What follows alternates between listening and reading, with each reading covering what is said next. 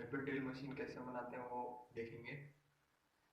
तो उसके लिए कुछ सामान लगता है, वो सामान यहाँ पे है अपने पास अभी। तो ये देखिए, ये 12 वोल्ट की मोटर, डीसी मोटर। ये है 0.6 टू 10 mm ड्रिल चक।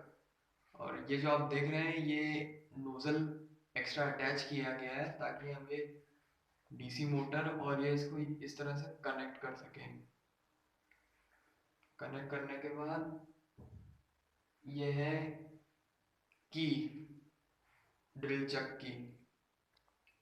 इसको जो है इस तरह से ऑपरेट किया जाता है, वो हम बाद में देखेंगे।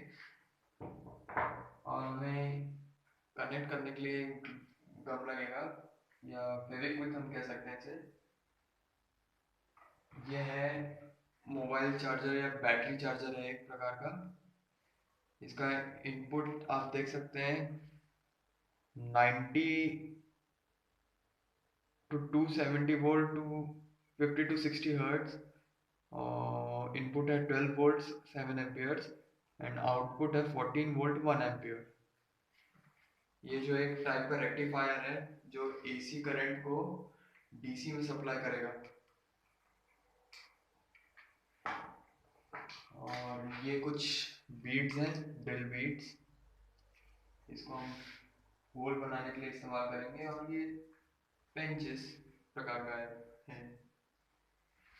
ये सब सामान से हम एक ड्रिल मशीन बनाएंगे। तो सबसे पहले हम क्या करेंगे कि ड्रिल चक को और इस मोटर को कनेक्ट कर देंगे। ये हमने नॉर्मली ऐसे कनेक्ट कर दिया। कनेक्ट करते ही हम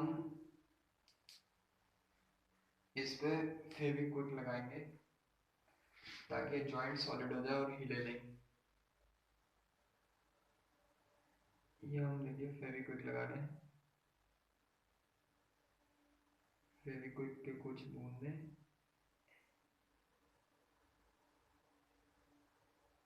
इसको एकदम पैक कर देंगे। यहाँ पे भी कुछ लगा देता हूँ।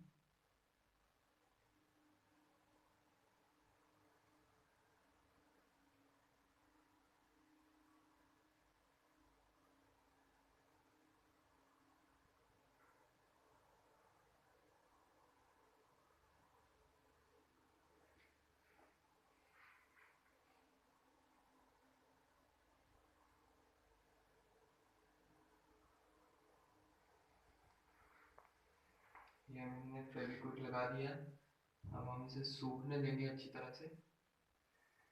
ये कुछ इस तरह से रख देंगे ताकि वो फेविक्विक डीसी मोटर के अंदर ना जाए।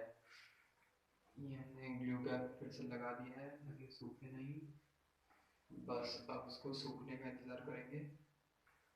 तब तक हम जो है चार्जर को सप्लाई से कनेक्ट कर देते हैं।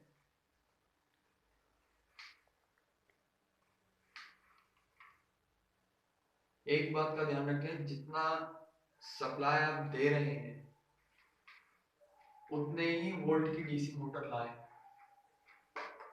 ये हमने कनेक्ट कर दिया है। ये देखिए येलो लाइट जल चुकी है। स्विच ऑफ कर देते हैं कुछ देर के लिए।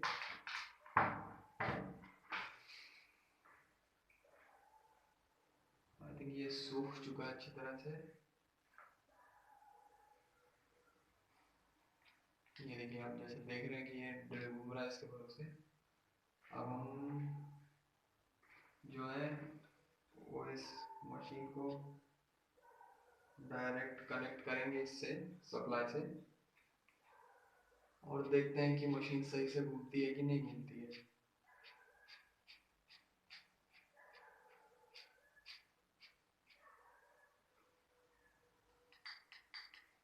कनेक्ट हो चुका है।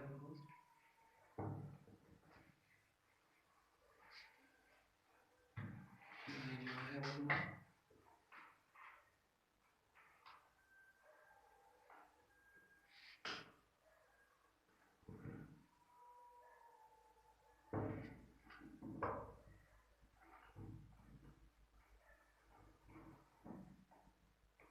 ये मैं सिंपली ये एक्स्ट्रा वायर जोड़ा ताकि इसे कनेक्ट कर सके। रेक्टिफायर और ड्रिल मशीन के टर्मिनल्स को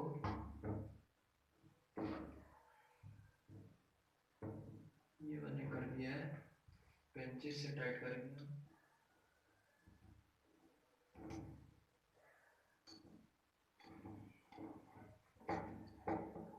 ये अभी 100% टाइट नहीं होगा क्योंकि हम इसे एक्चुअली सोल्डर नहीं कर रहे, बस सिर्फ पैक कर रहे हैं ताकि कनेक्शन हो जाए। कनेक्शन हो चुका है। अब हम देखते हैं सप्लाई ऑन करके इसको से। ये देखिए, जैसे कि आप देख सकते हैं ड्रिल मशीन वाइब्रेट नहीं हो रही है और अच्छे से हो चुका है सब कुछ। It's almost done. तो अब हम इसको कुछ देर और सूखने देंगे ताकि अच्छे से पैक हो जाए और हिले नहीं। अगर आप चाहें तो थोड़ा सा गम या ग्लू और डाल सकते हैं, इसमें ऐड कर सकते हैं। अब जैसे कि मैं इसमें कुछ ग्लू और ऐड करने वाला हूँ और कुछ देर को इसे सुखाने के लिए रख देंगे। ये मैं ग्लू ऐड कर रहा हूँ, सुपर ग्लू।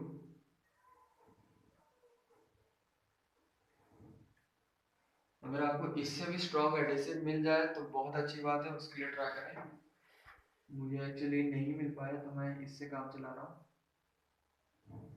वरना किसी हार्डवेयर में भी अगर आप गए तो आपको इससे भी स्ट्रॉन्गर एडेसिव मिल सकता है, जिससे कि स्ट्रॉन्गली पैक हो जाए और परमानेंटली पैक हो जाए। अब हम इसे सूखने देंगे ताकि अच्छे से सूख जाए और हिले नहीं। तब तक हम बीट के साइज देखेंगे। ये एक एक्चुअली पूरा सेट मिलता है, इस तरह से, इस तरह से पूरा सेट मिलता है। ये वाला सेट जो है मेरे पास वो सिर्फ लकड़ी या लोहे में छेद करने के लिए है। इससे आप दीवार में होल नहीं कर सकते हैं, ध्यान रखिएगा। हमारे पास अवेलेबल है 1.5, 2, 2.5, 3, 3.2, 3.5, 4, 4.5, 4.8, 5, 5.5, 6 एंड 6.5 साइज के बीड्स हैं हमारे पास। यहाँ